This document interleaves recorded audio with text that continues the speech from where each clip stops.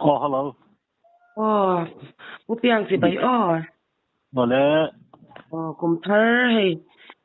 sang ni som ni le paruk kum thar ni January ni khat kan lo theng ta hey tukin ni ding dariat anya hey pupiang ane kum thar in patyan thu sei tur pupiang an ron nei lau me kan bipop theya aro puin ket ni patyan in mal som thela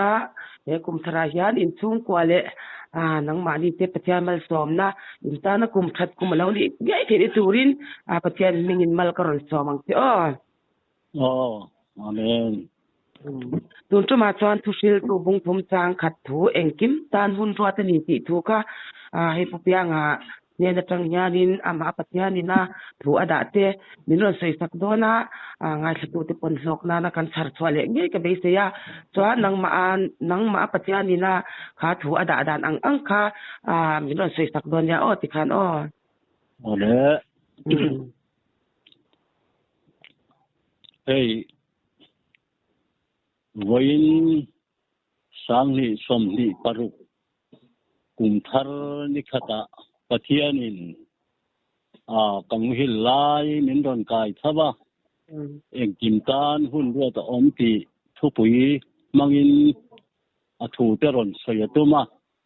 chuwangin tukin jinga hian bible chang dang ngai te tun hi hun lom omamia tun hi chan dam nani ni ti thule nang muhil manglami chi nga ta tawro ti kami pathum hi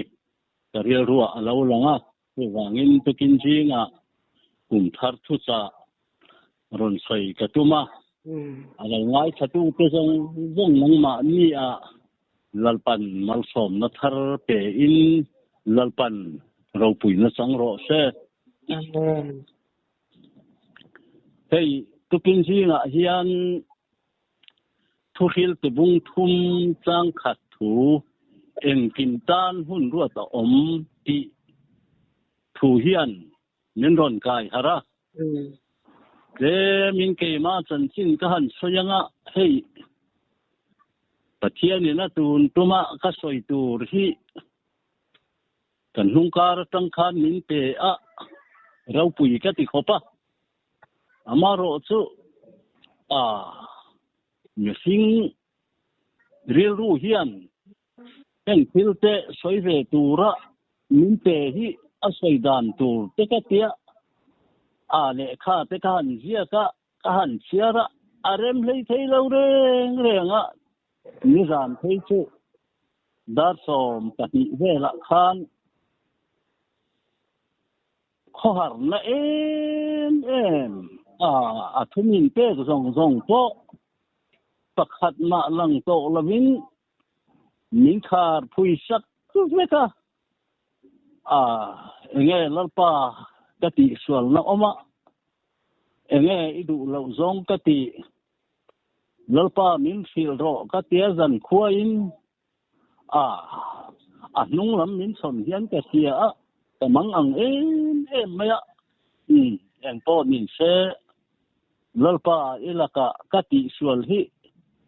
ka khesi lava sual na le diklo na kanai ni chuan min ngai dam ho katia chu ti chuan ril ha min kamu hila kasim na le kalom na zong po kha are fai veka kamang anga kamithin na en po ni se ka kutata chu tu man min su sak lawang iti to kha lalpa en po ni se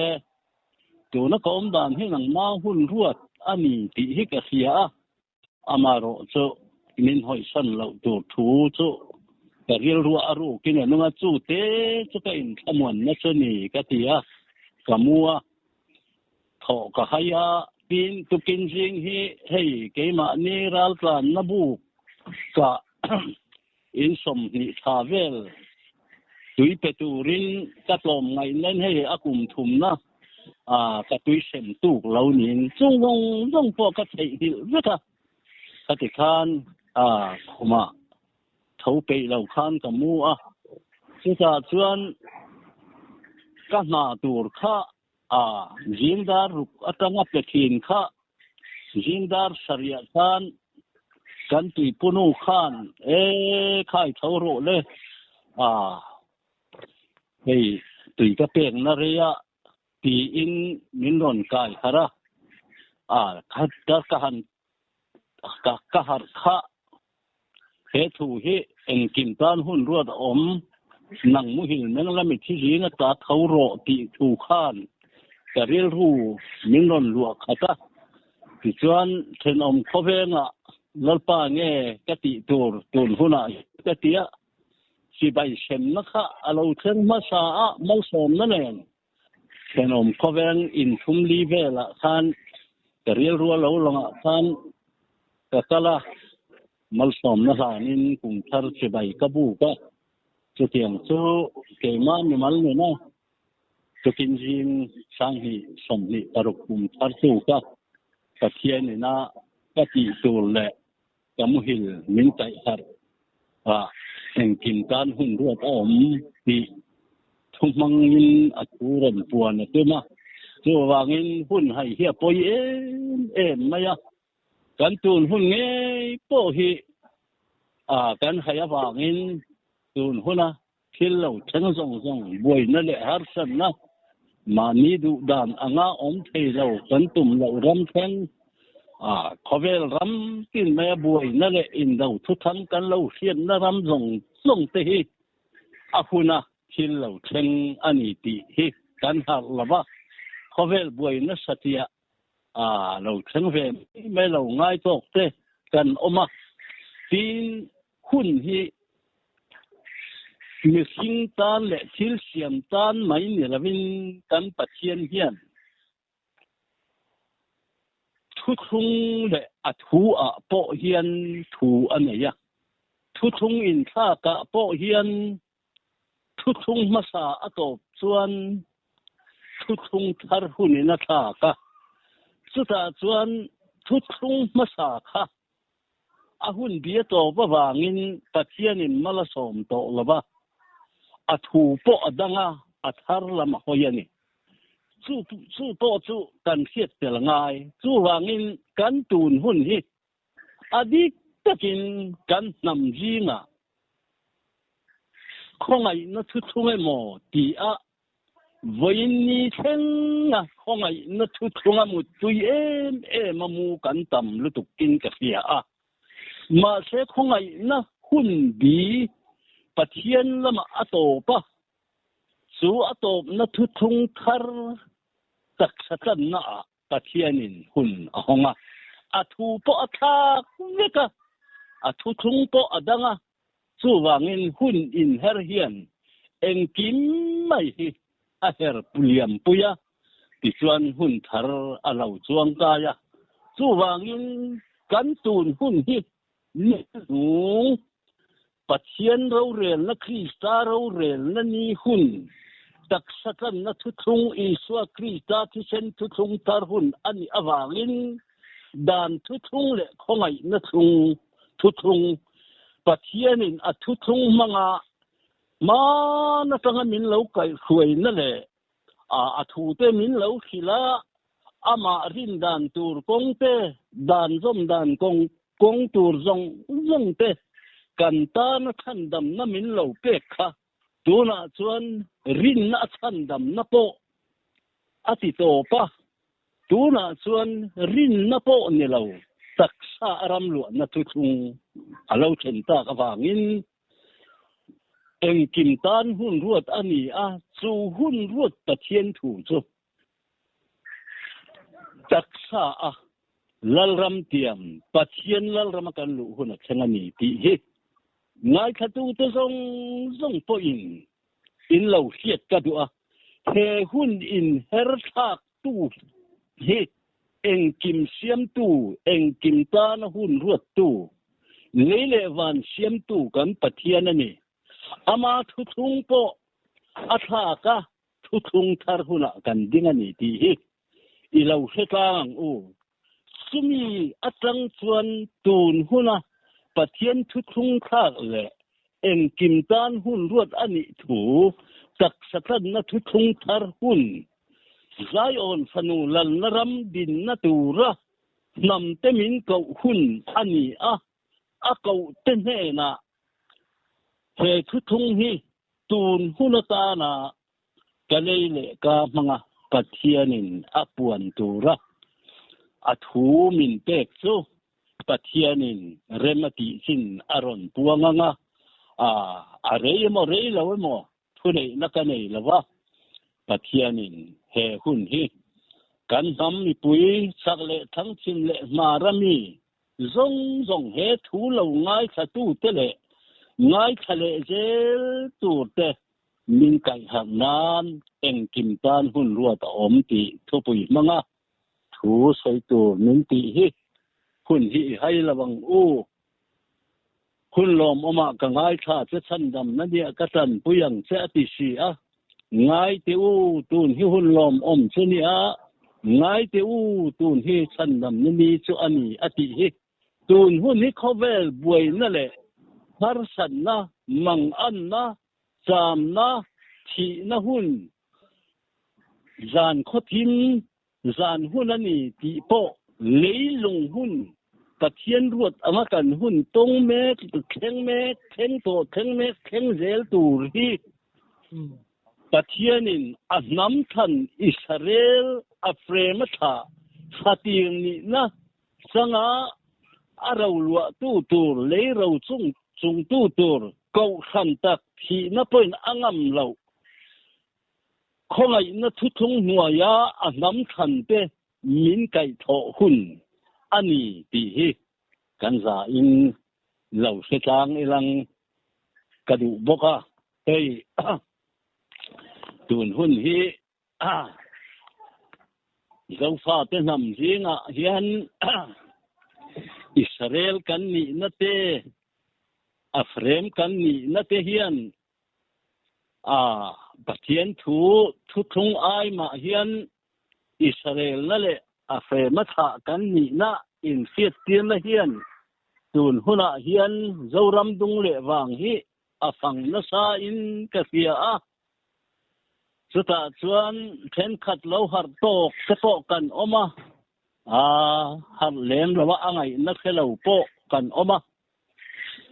hei hian kan thu pui huna kan than har lo thu te ati langin ka fia a amaro chu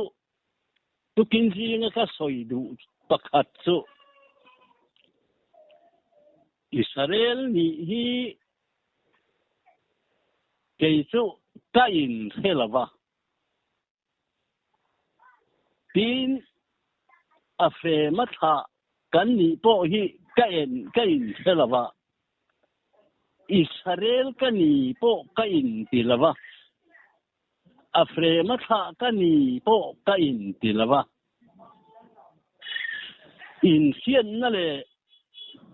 ni tum na te ni a in sian na te heng zong hi ke chuan ke ma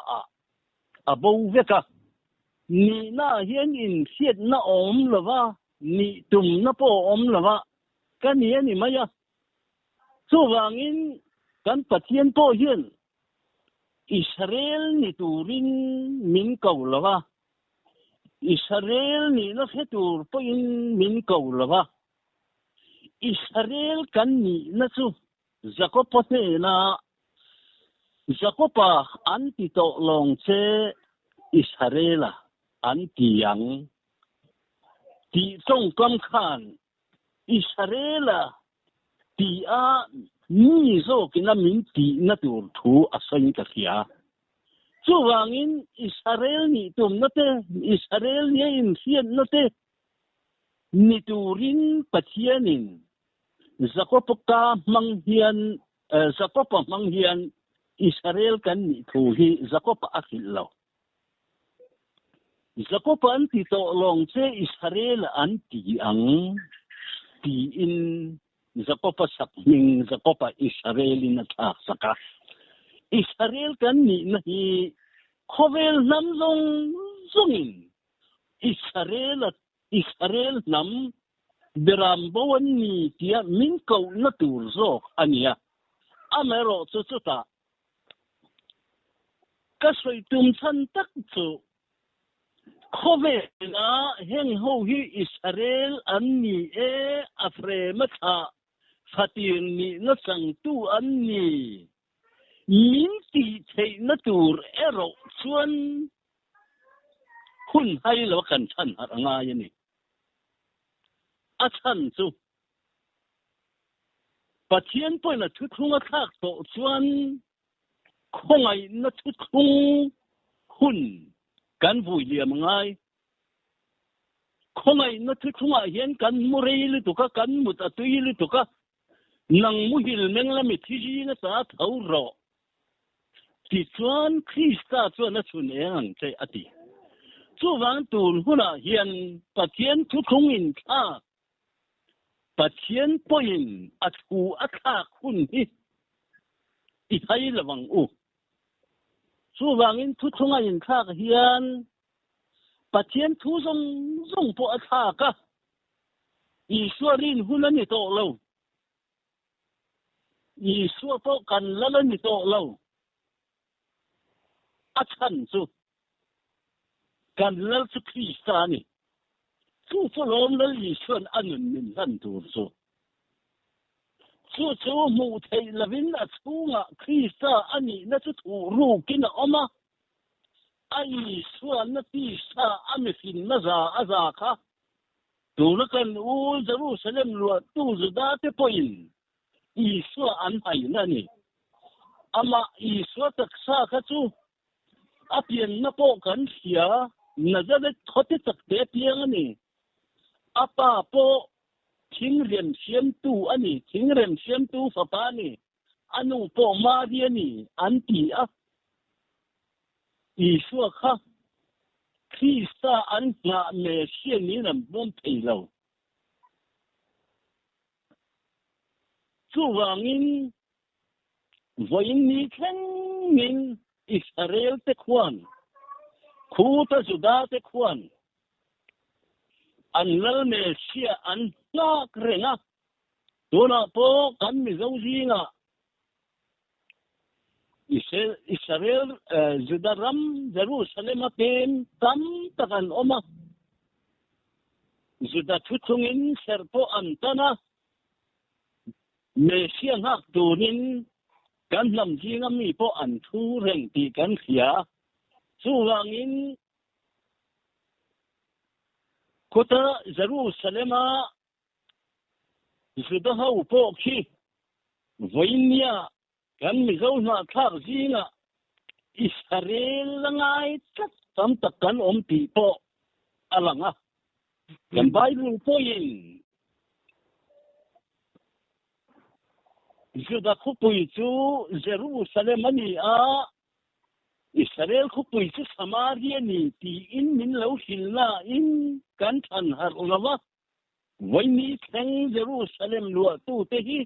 Israel angin kan ngai kat amero chu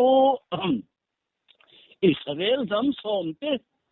pathian thu thunga an bawa sebong naulim an bia katangin pathianin ama belwa milem an bia kawanga athu thunga an bo sana wangin khovel nam tina ka thek daranga ka huai khom le ang ti akun ni bi tun hun hi kan thena chuti chung po in tun huna pathian na boi na le har san na te atnam khan te min ko hun hi kan haita ani hi chu wangin en kim tan hun ruat om ati hi tun hun hi Israel beram bo lali suan azonate min zon mu hun min khoi khom hun athenta ani ti zofa te zong i harang u zentel thunga mu tui ma voinia kan mun na khum zentel thung ngatang thian muhil te tho har ahun to ani tun hun hi zuwangin kan pathian kan rin na po ban san to in taksa in ramtia ma ilu tang u ti thua hian isan har tang u tuna chuan kan rel chu Krista me shekha ani a thu thung masa Adam ne na vai muta siam Adam ne na thu thung kha top ta Bible po tir to polan thì nó đã nó râu lên nó chú Adam atanga Moshe in ka ta na ni ti in rom bunga cha som pathuma min lo khila thì nó dan an chia hian hun pathian na ruat saka Adam atanga Moshe khen in ka sau thu khunga ta na alo pek ani pathian thu atanga kan en chuan he thu thung hi atop na rei to a amai ro chu khongai na thu thung hi lali swa in kum sang hi hun chung ni hi lazara akai tho don pa ni hi ala cham tak zel na chan kha kum sang ni ni khat su kum sang khat ati na kum sang ni hun alo soi to a kan kha thiam lo mai kum sang ni hun aliam to a sang ni za hi som ni paruk kum thar January dikhat kan theng ta ni chu langin tun hun a thukhung mi ten khongai na hun a to pe kan ti na o ka mai ni rawin kan Bible nge a hun thu po tiar ko polan rom bunga tang som pathum le som padia zia kin min lo khila kan than har thei lo ni he zo fa ten thukhung in kha hun hi kan va hai na sem chu wangin dona pathianin mi singa siam atanga ami sing siam bultan na atanga athuthung danglam na po tem ron soilan kadua hey pathianin kan Bible mi sing min siam dana hian in ang lo oma tuna kan soi to angin thungota asiam mi pale mei sia a asiam ama an puinge ni tura asiam hi kuta asiam ani lo thungoti asiam ani Genesis bung khatsam som ni paruka kan mu tin niruka asiam thil siam nu nung ber kan ni a ame fing pa ni na chu ani sari na pathianin ashera achola ani rian na ti po om lavin adota in lalpa pathianin leya vai vut ala mi fing siama amara nun na tho luta mi fing chu min nga lo ni ati chu vai vut a siam chu Adam ani nei chia siam tel ve lo hi makkatia asiam maska chuan mi pa le thei chia siama asiam nu nuwa chuan vai vut a siam na chuan mi pa chau asiama hei me fing ri ruang ngai dan chuan chumia tang chuan sak lama eden huan na siama atia huan siam na kalbo son ni om ta ni ame fing siam ni ngai sak lo anga huan siam zo chia khan vai vut a siam me fing ne na thu han thung le angai sakhun lo hun hi hun enga mi chen chu a om ni om takin Bible alang amero chu pathian po in kha ani sing siam kha ahan en khan a kho har melin a khian yang chu he ama chu om chu thil ni the ni lo atan ko pui tur ka siam sakange atia adama chu tui takin amut hil tira amut hil zanin anak ru aphoya mei sia siam ti kan mo hen thu po hi ngun taka kan ngai tu chuan bible adama masa chu adama nu nung te khin na ni ti in min lo khil kha kan chiar si na adama nu nung vai wuta siam hi te khin na ani ti po kan lahar chuang lo reng reng ti ami hing siam dan po hi ain ang lo amasa a thua siam na chuan mi pa le mei chia siam atia vai wuta siam asiam na chuan mei chia tel reng reng lavin mi pa chaw siama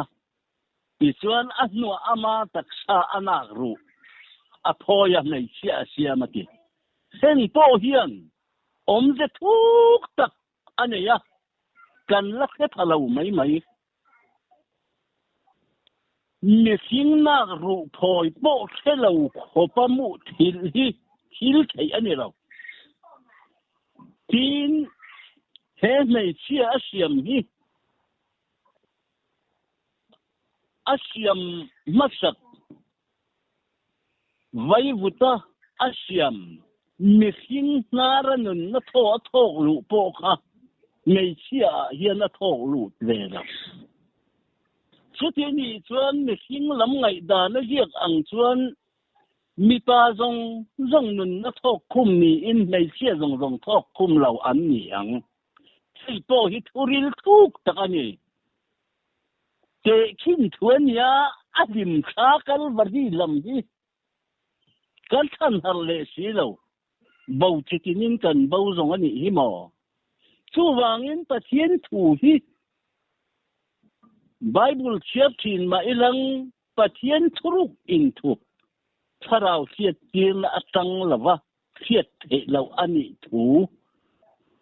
kan selawa kan hiat the lo na chan sia hi apathian thu nai po ani a chu wangin voina hian thu thunga kan bo na zong po hi hun kan hai wang le pathian thu chu mi hing benga hiat na chi ani lawa tharau benga changa hiat na si ani awangin kan the lo ani he tin thu thung masa hi athung tu pathianin chi na aken tel tir saka chu wangin thu thung dan an chia thu thung an chia ti na tur ti in bible in min lo fil pha chu wangin hebrai bung ria ta po thu thung masa chu dem oma wangin apani nan an thung non ati kha he thu thung masa thi na thu thung ani awangin thu thung dem angin bible in asoya amero chu he thi na thu thung hian nun na thu thunga min kai khoi tu ralal parwat ani ti hi pathian thu atang le thuru katanga alan tir awangin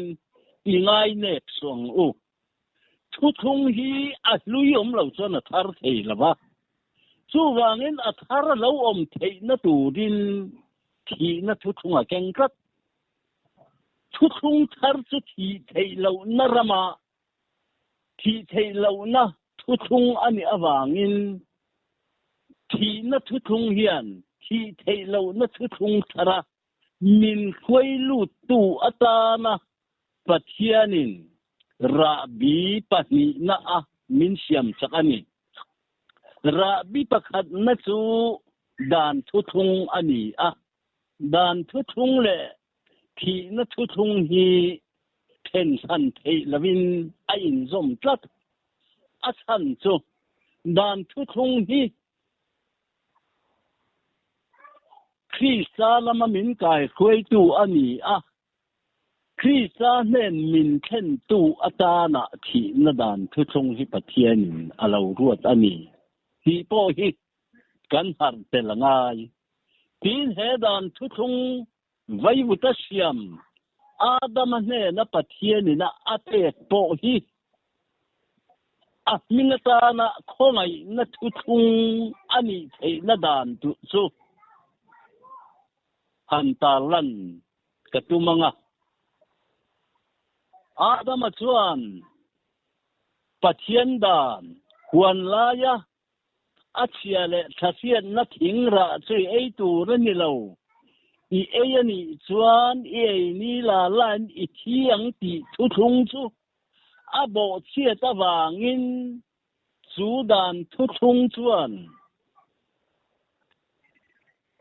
thi na dan an chia a khunga Sumi atana chan chuak tura khongai tu leile wana anzonga an mulawa zohan po in kasap ka zoi ati sumi atang chuan van tir kawin enga nge trap su lungai su sakei bak nei namami zudan namatangin he chin sia na pasari hi pelta misingan omani ati thu alau khil na kha atakin pathian thu ti sa achangin Bethlehem Isua alau piang ti Bible in min khil tin Bethlehem alau piang Isua hi Bible amin fil danang chuan leilung pian ma tal to beram nawania thisa in alo kalanung minga pu mai athan chu leilung pian ma tal to beram bel tal to beram nawani ka athi tur hi thesa neka azir tirtene na po akhil ani ka suwangin khongai tu dang lawa pathian nin a khongai na Isua thi na lau in tura thu ti sa lau chang Isua kha mari chul tangin Bethlehem apian tira pathian thua tang chuan Isua kha mihing dik tak mihing te aya chan chuak tura atir mihing chu mihing lo chuan chan chuak chi ani si lo chan chuak tur mihing zina chan chuak thei tur pakhat ma le ting an lo awangin sual na nei lo Isua khami suala siarin pathianin khovel sual na zong aphur tira Thina dan an chia atang chan chuak turin Bethlehem alo pianga Thina dan chu thina danin azom pham kima dan bo chen na ta Isua in dan zentelin anzo pham kim ta chu zentelina anzo pham kim na chu khongai na thu thung ti in khongai tu alo lana tanga he thi na dan an chia vai vuta siam Adam ne na athu thung te po hi khongai na thu thung ti in ning thar apu ve ta ani chu atang pui thu in khongai na thu thung ani na le khi na dan an chia ani na fam kim lo takin karon soi lang du boka tin lali suwa hian thil pani ron kentel aneya chu thil pani aron kentel chu Niriat niya Jerusalem biat ina sertan tura an kalkan Simonan lalpa tuna chuan ithu ang zelin iboi hi thamwang technical tirlona ithandam na mitin mu asian kha kamitin na muta zentel te ne na ti lan na eng le ini Israel te rau pui na tur chu ti thu asoi na Bible kan mu chu wangin lali suakha khongai na zentel te ta na ni eng moi tak eng tak laukalani tin pakhat le chu ami Israel te tundin na ne aron kenga zentel te tilan na eng atopa tun hun hi ami Israel te kai tho na hun kan thengta ani ti po ka soilang tel du boka tin zentel ti hi mitam takin angai na kan khelawa tin kan mi zo nam ji nga po voi ni theng zentel ni a in ngai kan om boka Bible thu kan en chuan khovel zong zonga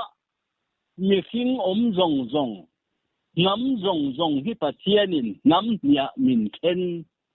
pathian san chuan ngam ni kan ni ngam khat chu Israel ani a ngam khat chu zentel ani chu zentel chu Israel ni lo zong zong pathian khan ni lo zong zong hi pathian thu chuan zentel min ti thu po hi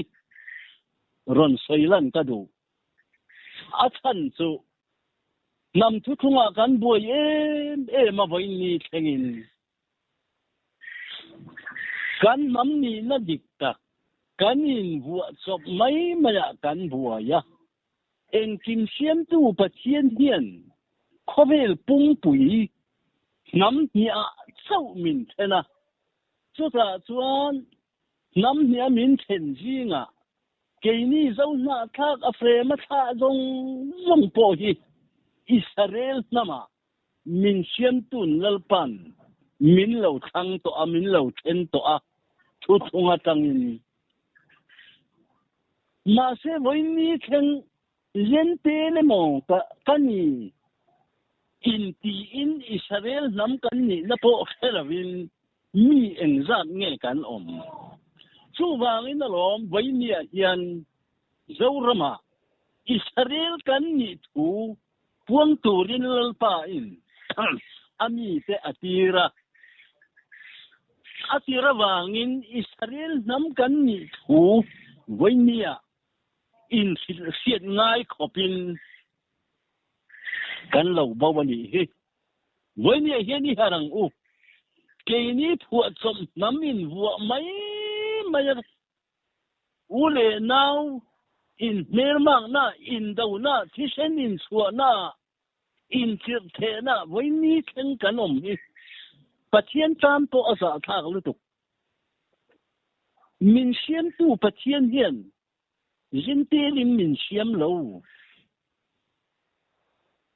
kan ne na thu thung po zintel thu thung ni lo thu tiam pha isaka tha kan ni thu po kan la san har lo chu wangin voi ni a hian than har tur kan van nga em hun hi hai lawang u chu thu lo thenga en kim tan hun ruwa da oma chu thu puan chu hun kan thenga zentel khuma mutui ta ka zo fa te muthuna ni to lo nang mu hil mel la mi thi hi na ta thau ro zentel thu chong thi na dan an chia ta kha i thau chuak ang u i har chuak tong u ti hi zau fa te zong fia ta tan ka soi du bok tin apathum na mi khing asiam masaka thu asiam kha suna hian kha thu khati sa in kan lo chang to a kha thu thung masa vai vuta siam thu thung khongai na thu thung top na Israel te kai tho na hun Israel tun din le na Israel rau pui na hun kan khen ta a khoi na thu thung hi kan lo tuk sana wangin Israel te tuk na se zentel te ta na rau pui na ani thu po mum alau si amero sa tun huna hian mom tu te kai thau tu namam sian pathianin kan thu na ta kan mut hil na ata zentel thu thung ngoyan tui ta ka kan mun na ta min kai har hu khenga sum pun khen asil siet te nge yin tuna hian ke to hian he hun hi zentel te thole na hu zentel te khoi na hun atopa nam than Israel te tho har hunani ti in zauram le zauna thak te zong le na he thu hi lalpan puang tura min khilawangin karon puang ta chu thu thung masa ato patangin Bible kan mu damin Adam ne na thu athung le a chu thu thung pan hi na thu thung thar ani a amero chu athu thun na Abraham po hi Adam tha atanga local jail tuilet huna athan chua nawa fa te jinga pakhat sema tha atanga chitha kal jela lopiang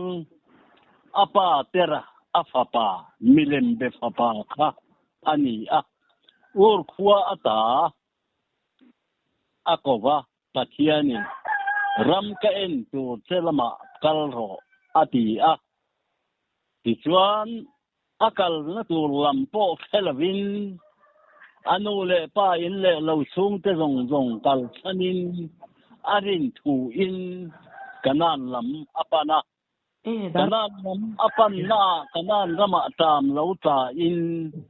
amanga anga tichuan pathian o lo thena in thoi na ahan na he ram hi nang ma I tha le nang ma ta na itu chuan tan ka pek ani amaro se chu mi main kum jali salin tangang sum tam tang nen helai ram hi in lua le don ani a ti in thua lo tia ma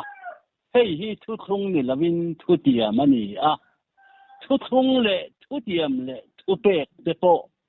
kan khiar san thiam angai chu wangin Israel masa te kha Abraham ne na pathianin ram alo tiam lua tura atu chuan sanau zong lua tura an lua ma kum zali sal an lo tan tur thu chu ta changa khuai chu a aram tiam kanan ram pek alo tiam lua tu te an ni chu Demin han soi zau de ilang tun huna kan ram khi kianin kan bo na kong khat so Abraham ne na pathianin athu lo tiam kha thil ni to anganga in kan nam ta na thil ni lawa Israel masa te lau lua to kharingin tu na ram lua thu thung taksatan na kan soi hian kan har thei lo na pakhat ani nama kan bawa angin Israel masa te ram lua kha Israel te ram lua na ngai thata tu na Israel thar te ne na pathianin thu thung min tiam chu Isua Krista thi sen thu thung tharalo kan thu thung po kan aya gente thu thung kan thu thung mo kan ti tata chu wanga voi ni thang gente thu thung khongai na thu huaya nam kan ni hi kha a tho na kan don khongai na thu thung kha tu na hian kan ei zo to a sapatan borama vok sapeng na muna vokin englo ko me ti tin tu na hian kan kho same kan ni ti po hi kan la har thailo bau chikimin kan bau chu ni hi mo chu wangin har chu ava hun em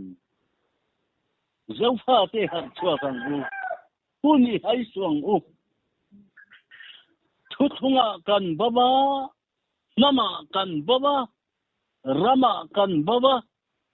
kan va bau tam em huna hun kan hay bok chu wangin tu na khove na chin lo chen me khi khove thila ni lo pathian thua ni hi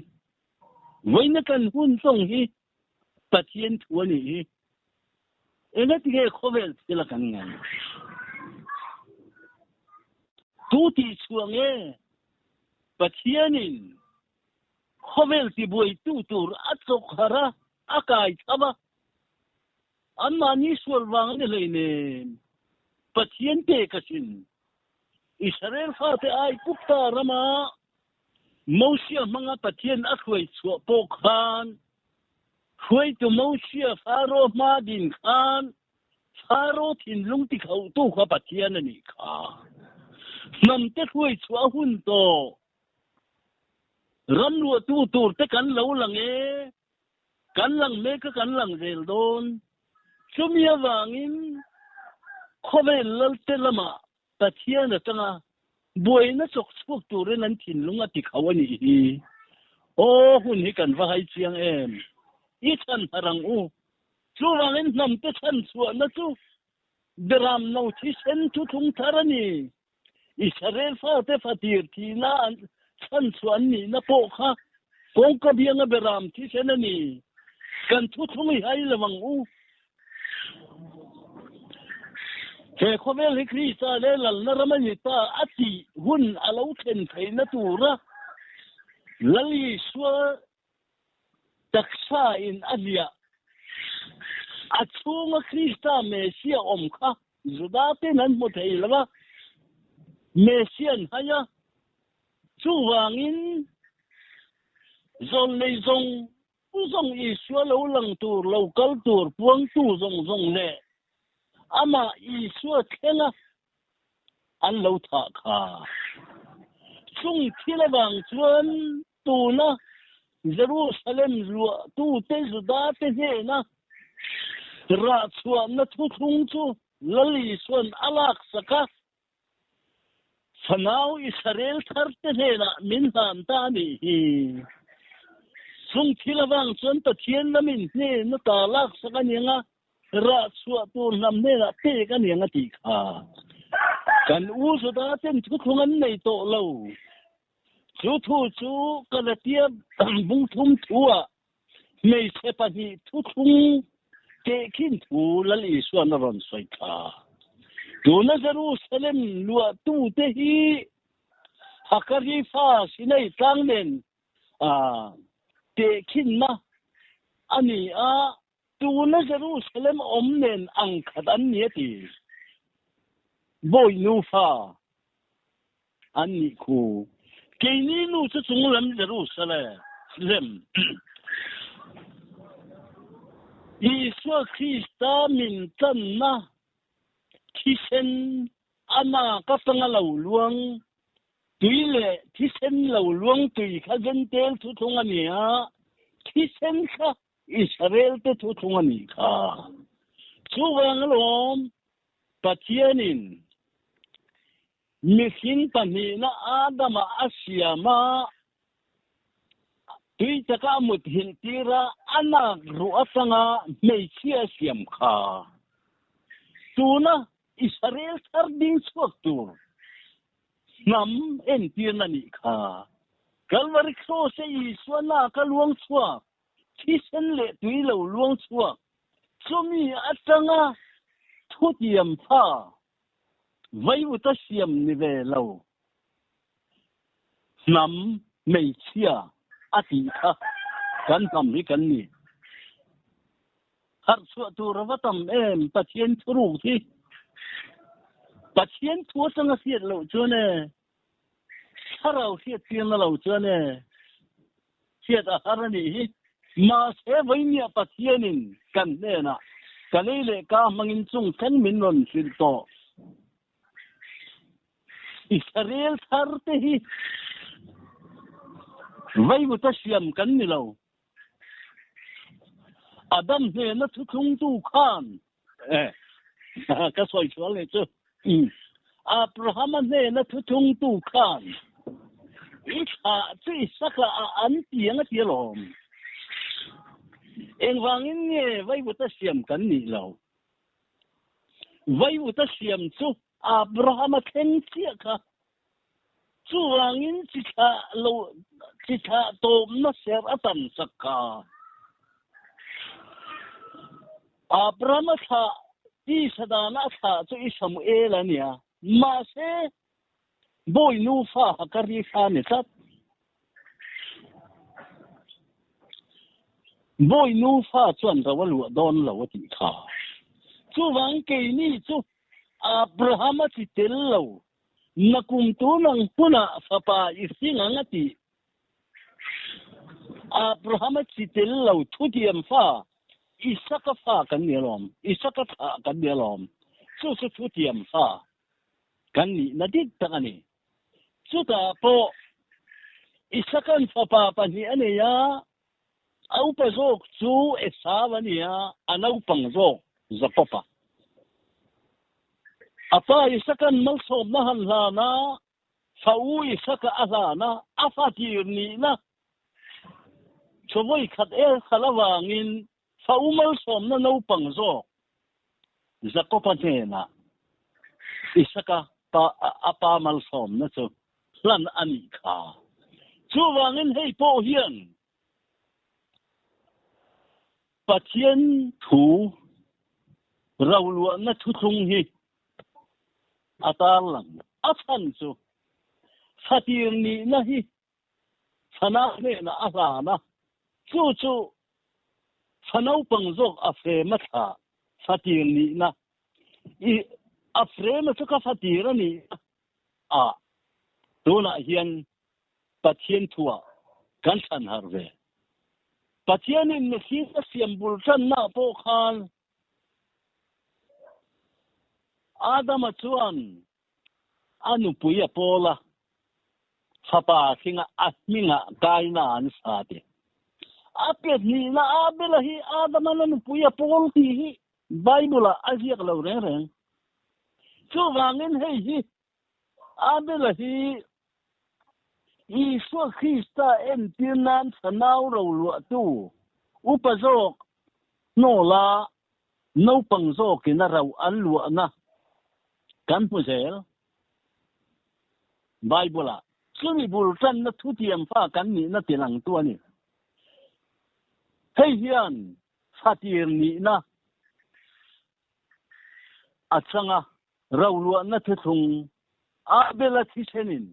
pathian ril ruati harsat Isu Krista thisenin pathian ril ru khoi tai khat thu thung thara po Isu Krista thisen thu thung thar a thu thun na na mang chu wangin Adam atanga Abraham po engatinge esawa sau manglaba rawlua tuata na isa kapatien na sanlat Zako pate una wa po engatinge esawa manglaba no pangzo Zako pamankat sapatan bote kin tua po engatinge sanau fauzo kinaraw laba sanau zo kin rawalu tat chuwangin motion alo soi to angkhan si asier thamlo nammol Israel sanau zo kin tak satan na rawlu na thuthung thi na om to lo naram lungai cha le na napo om to lo naram thuthung thari vaivuta siam ni lo thutiam fa hian sul huna kan ro chan tur pathian in minte ahun kan thengta ni hi kan huni hai long u Israel nam than Israel thar fatien ni na chang tu te hian pathian ro lua tu tur ko san tak thi na po na ngam lo ko san thar ding tur a nam than Israel te leilung ro chung tu te kan lo lang to su hun su vanya chagle thangchim le mara zote fa tenuna pathian na thumin siatira au dan ti khang sangin pathianin min siatir angin ma ni no na tan ava vanya po hian ka he na thu theng angin ka ava thu thungin dot dana soi dan tur po omlo ka ril ruwa athua khatsia eng berne ka soyang ti po khelo khopin masa tur te nunga te ka saya ka tong po bai ba min ngai thak po nuam lo ama ro chu angai thak ban nin lo thiam ka tu ma ro chu ka sel lawang ka tum chu thu thung thar thu tiam fa hi na poi na ngam lo i suat kai thau tu ngai khi sa me sia kha kan lalani su khi ta me sia kan lalle chuan nang le ke taksa hi ataksa atana i suan athi chen na ram lo ho to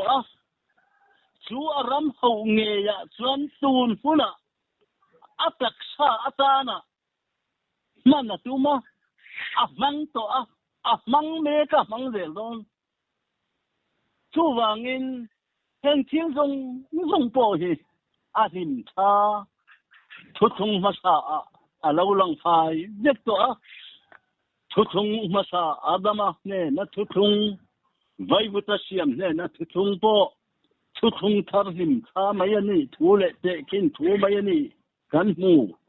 tin adama masa chu adama nu thi sa lo lang tur te kin lani thu kan mu i suwa po in ke hi kong le thu tak le nun nakani alo ti kha khoi inda thu thung i suin bul kan chana kong kan zo kan vam nei zente thu thung in i sen kong kan zo kan zo i suin min top sana athi na nge chu kan kong zo top na ni ama po in mi hin fa dam lai ni hi mu in cha ka in mun don si lawati i suami hin na tak sa hi kan mu to don lawa ama ro chu lali so po in adam chung aji hen ka thil ti zong hi ke ma pi ani lo min tir tu ka pa ti zong ani ati nge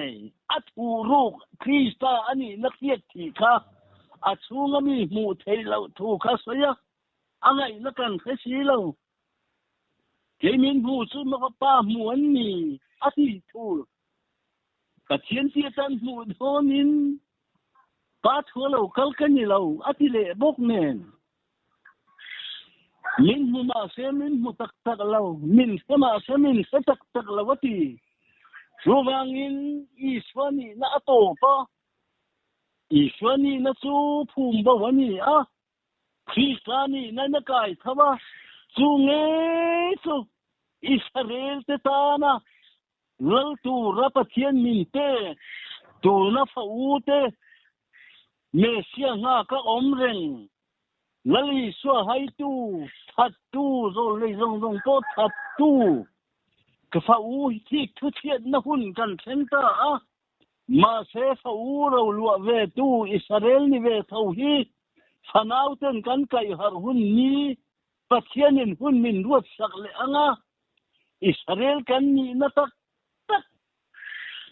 kan ni na dik tak kanin ti wang po ni lo nia kanin hian na po ni lo kan ni na dik tak kan din su ni lo thelna kan ningin gentel ni to lavin sang min thar min pe Israel thar an tiang ti ni khovelin kan ning takamin kau ni athelana su tianga Israel kan ni na kan lo bo san to gentel mo kan ni kan in ti na min thar min pe nama asiam tur Israel thar kan ni na khovelin min kai thonia kan lo e theina turin Bible manga pathianin tun huna zofa te zorama te mundanga te Israel kan ni na tele thudiam fa kan ni na zong thu soi in ang lawa an soi zong po kha an kol tung chu hei ni pathianin an mazona athua te kani suwangin dik sabi ko om chuang lo Israel kan ni na tim soi turin pathianin na tira ni mai kan soi dana ibuai song u athu tu mero chu thu tiam fa thu thung thar Iswa Krista thisen thu thung thara athisena ale taksa Krista taksa te kan lo langa he khovela Raude tu khovel op tu he khovel hi Krista lelal naram ani theina tura anam thante chu kan chin tha pathian lo ram chan chin tha sil tu nam te kan ni ti hi voina hian zofa te zong chak le thang chim le maramin he thu ngai kha tu te zong hian athara hun kan hai na zong le mama kan va vai ne le kan bo na zong te thunga kan bo na zong te kan ni na dik tak thu tiam fa Israel thar nam siam la om tur ram lua tu khovel op tu le rau chung tu kau khan thar thi na poi na ngam lo kan ni thu hi than har thei turin pathianin kan zata malmin som sagro se amen